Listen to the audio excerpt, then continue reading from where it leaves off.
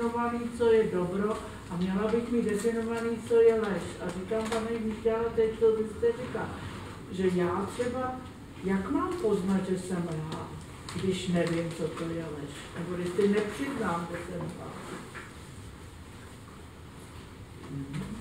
Jako, chápu, že to jsou dva póly, dobro a zlo, nebo dobro a lež, ale jako z mého pohledu tím, že lidi přestali respektovat desatero, ano, tak tím pádem se to úplně, já to řeknu lidově, rozplizlo.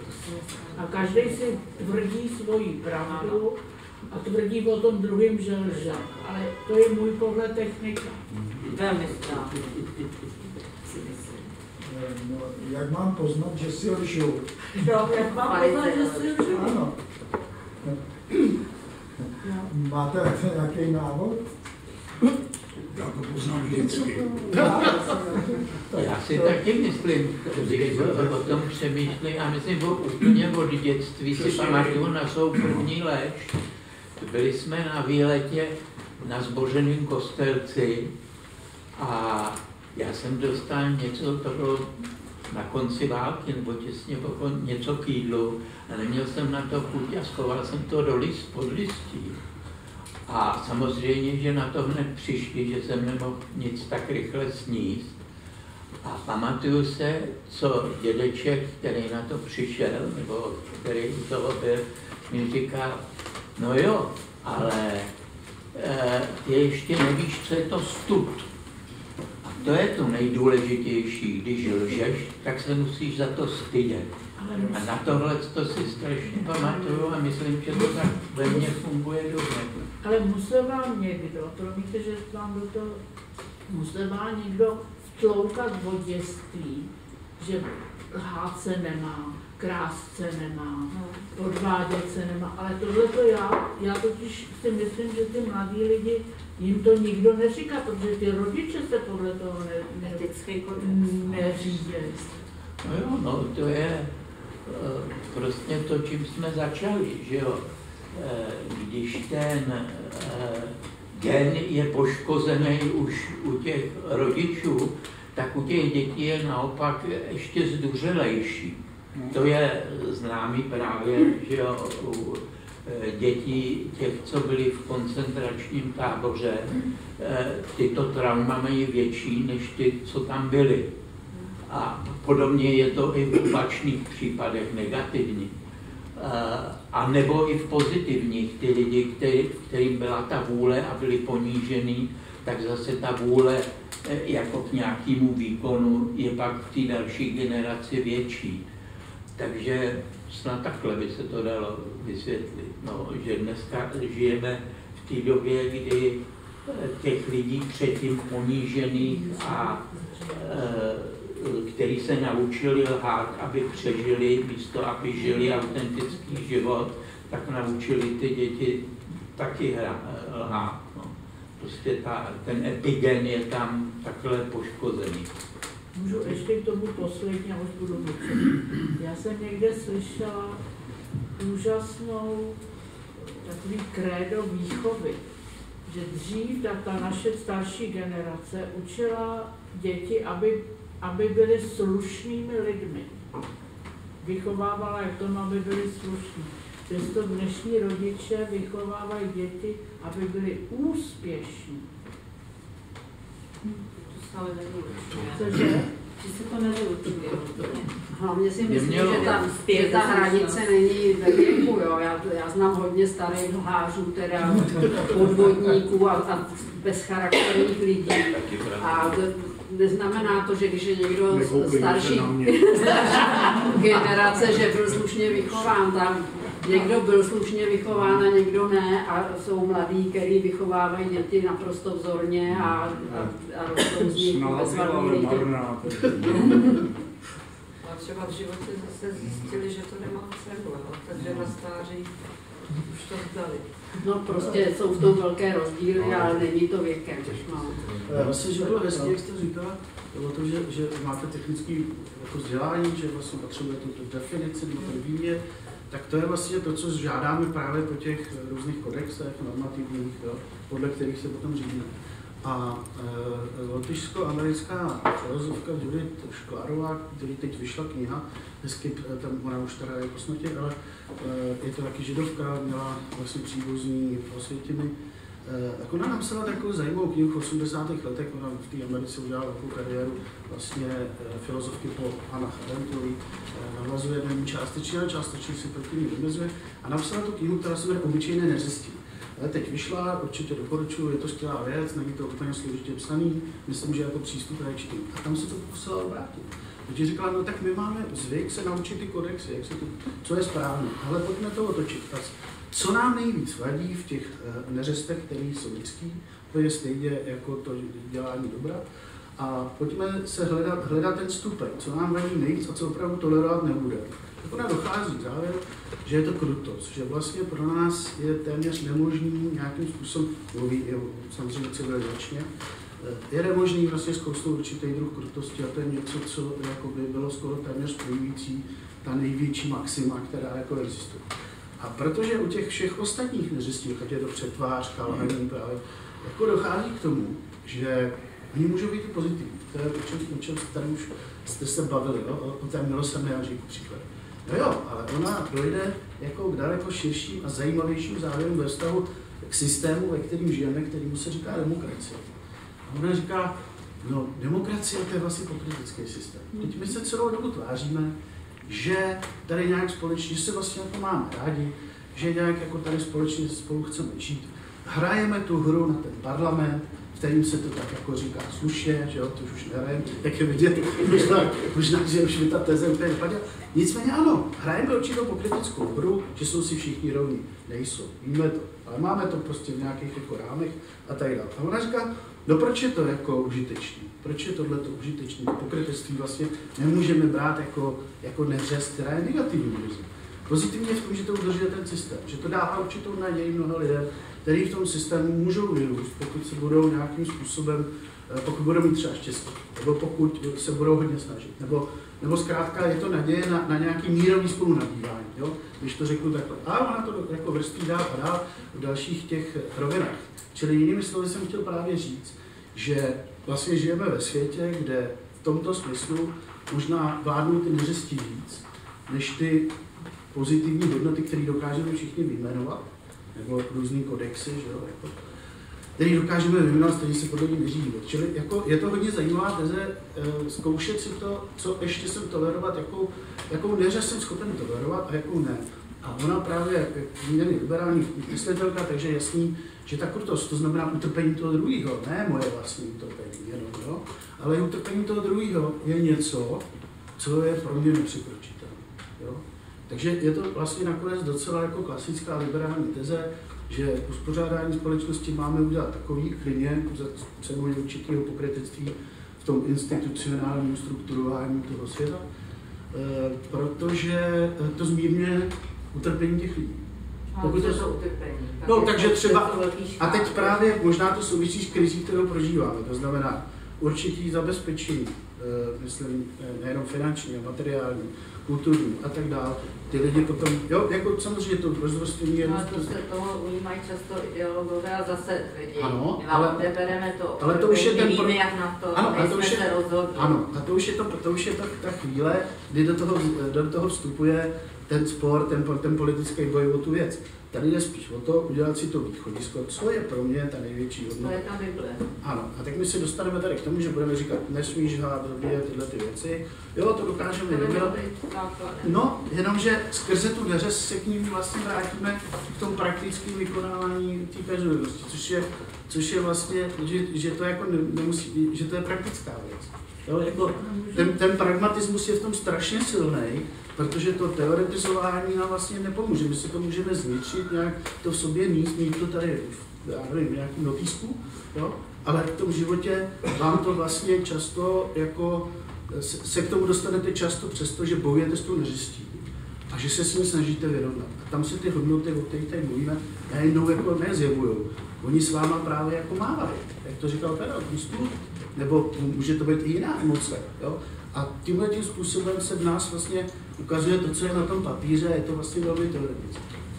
To je taky něco nepatrného. Já bych se chtěla vrátit k tomu, jsem taky inženýrka. Ale nikdy mě to režim nenechal dělat, takže jsem zůstala u aktivismu. Ale já si myslím, že je to tak, že ten kompas dobra a zla v sobě máme, že se s ním rodíme.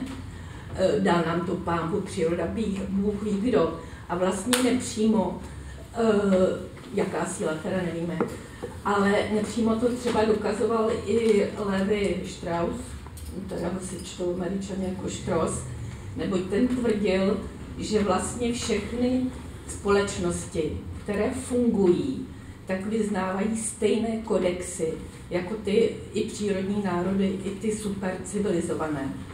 A já teda za to měřítko lži taky považuji to, a to si myslím, že taky jsem to v sobě jaksi měla, že nemám říkat to, co si nemyslím. A snažila jsem samozřejmě, že jsem taky srav, že jsem to vždycky neaplikovala. A taky občas lžu, protože chodím pozdě a nikdy to nepřiznám proč.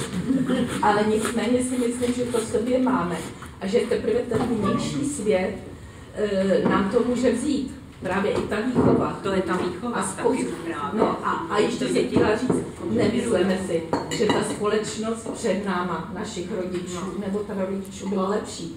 Vždyť vedla k druhé světové válce a předtím k první. Takovým krutostem u tak civilizovaného národa. Prostě my jsme zvířata, mají cosi navíc, že nevím, jestli to teda zvířata mají taky, ale my to aspoň artikulujeme, že se o tom bavíme, o té lži, pravdě, ale myslím, že se s tím rodíme a máme to tak dlouho, dokud nás toho někdo nezbaví. No a to už Kafka před 105 lety napsal, 5 let před smrtí, Die Lüge wird zur Weltordnung, se stává světovým řádem. Takže to bylo vždycky, v té době on to cítil velmi intenzivně.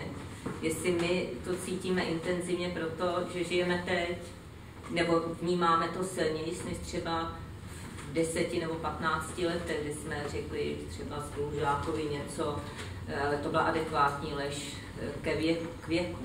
Ale on si to uvědomil tehdy, já myslím, že se to všechno vrací. On to řekl přesně, třeba bychom teď použili už dokonavý to wurde a ne wird, ale prostě to takhle bylo. Všichni jsme vnímali lež, ta lež je součástí i nás všech. Ale i pravda. Ale je pravda. Ale ta je taky subjektivní velmi často. Pak jsou farizejové, kteří tvrdí, že říkají pravdu a je to úplně ještě jinak a všichni to vědí a i on a neřekne se to. No, ale nemůžeme právě lpět na nějakých úplně konkrétních verbalizovaných věcech. Že? To konkrétně, já myslím, že to je velká pomoc. Třeba to Gustav, jak tady paní zmínila. Kdybychom se toho všichni drželi, tak zase ten svět bude jednodušší. I Kinderstube k tomu patří. Ale v desateru třeba není nic o krutosti. No já myslím, že nezabiješ. No nezabiješ, no, ale to jako krutost není jenom někoho zabít. No tak by se to mohlo být ještě nějaký pravidlo navíc. Mě v téhle chvíli napadá pokus profesora Zimbarda z roku 60. let, který ve Stanfordu na univerzitě vybral spíš ty horní, jako ty lepší studenty, já nevím, myslím 24, že jich bylo, a rozdělili je na půlky, z jedné udělal vyšetřovatele a druhý vězně a nastolil tam pravidla, která skutečně v nějaký slavný věznici nedaleko platila. A oni ti vyšetřovatelé vyslýchali ty vězně a měli jim, když se jim nelíbily odpovědi, dávat elektrošoky.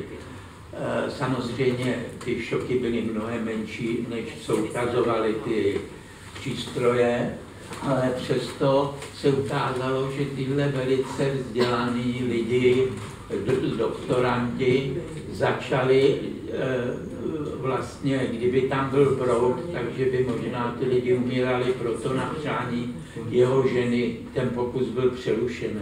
Do dneška je teda pochybňovaný tím malým počtem těch respondentů, ale nicméně ukazuje do značné míry, že to prostředí samo je schopný manipulovat s náma tak, že jsme schopní i právě ty Němci, národ prostě filozofů se choval takhle krutě.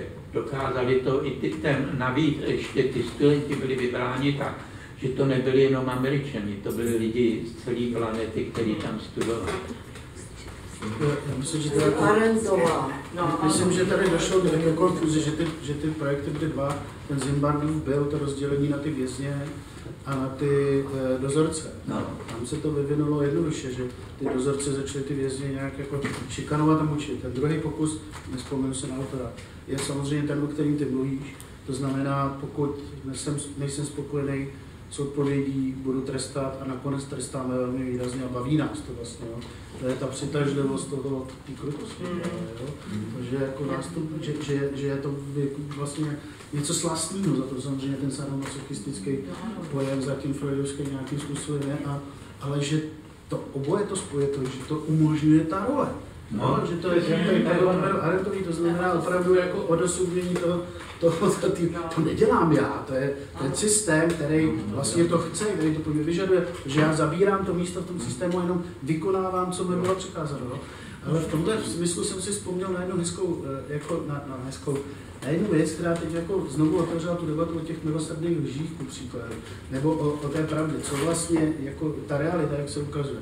A to je samozřejmě film, který se jmenuje Zóna zájmu, který ukazuje rodinu Rudolfa Hesse vlastně za zdmi Osvětimi. A vy vlastně nemůžete celou tu dobu říct, že to, co tam vidíte, není pravda. Jako z toho jejich pohledu je to vlastně svět, který do jisté míry tu jejich jako životní pravdu, která nemusí být nutně jako ideologická, což tam také jako ukazuje, nějakým způsobem reprezentuje. Ale všichni víme, co se děje za těmi zdmi, což je tam reprezentovaný v tom filmu zvukem. Úplně jako neuvěřitelné. Ano, a hlavně tím zvukem, který ve vás vlastně udělá tu práci, o který mluvil Karel. To je ta práce toho studu, to, že vlastně to s vámi hýbe. Krutost, vlastně, kterou si představujete, která se tím ještě víc zesiluje.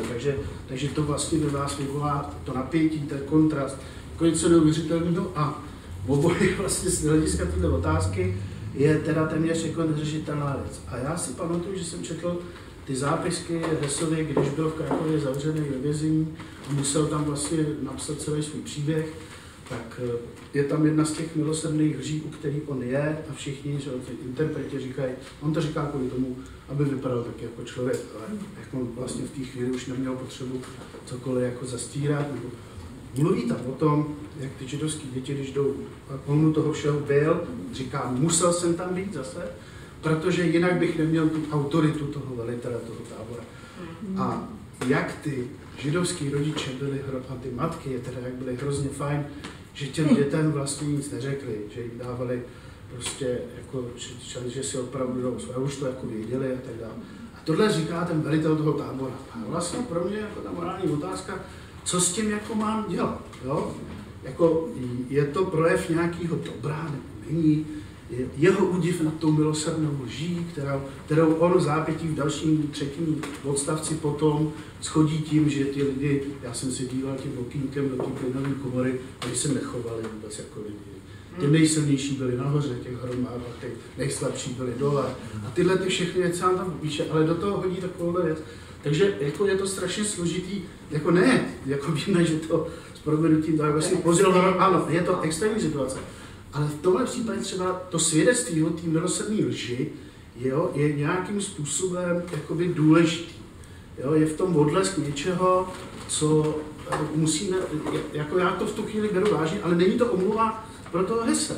Ale je to pro mě důležitá zpráva a bez něj by třeba v tu chvíli jako nebyla a vlastně od něj je možná pro mě ještě silnější, jo, nějakým zvláštním, možná pro někoho zvláštním způsobem. Takže tyhle ty milosrdné lži se nám teďka ukazují různýma způsobama, se nám vracejí z těch dějin a myslím, že jsou pro nás důležitý pro dobu, kterou žijeme teď, protože rozhodujeme znovu tímhletím způsobem, ne třeba takhle radikálně jako zabíjení hromadných lidí, ale dějou se ty věci. Ano, já jsem to četl taky už hrozně dávno ještě v Heidelbergu. A vlastně na to mě zarazilo, a jsem si toho všimnul, že ten Hess se styděl.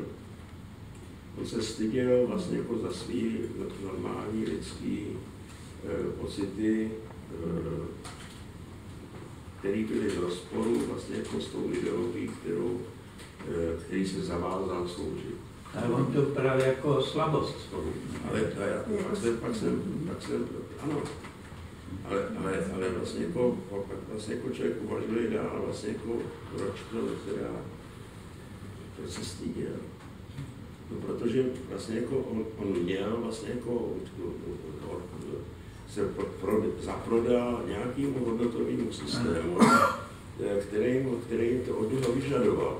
V zásadě on to zařadil, ale vlastně jako ten rozdíl vlastně jako v tomto případě od lidí, kteří kariéristů, kteří vlastně jako dělají svoji kariéru a pro tu kariéru vlastně jako se řídí tím hodnotovým systémem, který je pro tu kariéru prostě jako hodný, tak vlastně jako je to jenom prostě jako, že prostě jako nedělá tak zběsilý šílenosti, ale vlastně jako ničí sama sebe vlastně jako a nelití ty ostatní lidi, že jo. Ale je to napadlo teď, když jste o tom mluvil. No v té zóně zájmu, viděli jste ten film? Ano. Všichni. No tak tam je přece ta scéna, která potvrzuje, co říkáte, kdy se mu jako to tělo reaguje, ta reakce, třeba když vidí něco, co jako není schopný sníst, tak velmi často to vidíme nalezení mrtvoly, nebo takový, lidem se zvedne žaludek, že, a začnou zvracet. A on přitom chodil do toho provozu Osvětimi, ale zvedne se mu žaludek až v té společnosti v tom Berlíně.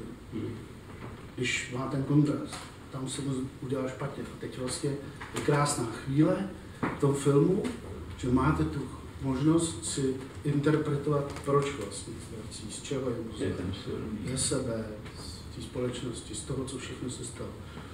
Jo, a pak je samozřejmě střih, v té chvíli už je potom střih vlastně do té muzejní expozice současnosti.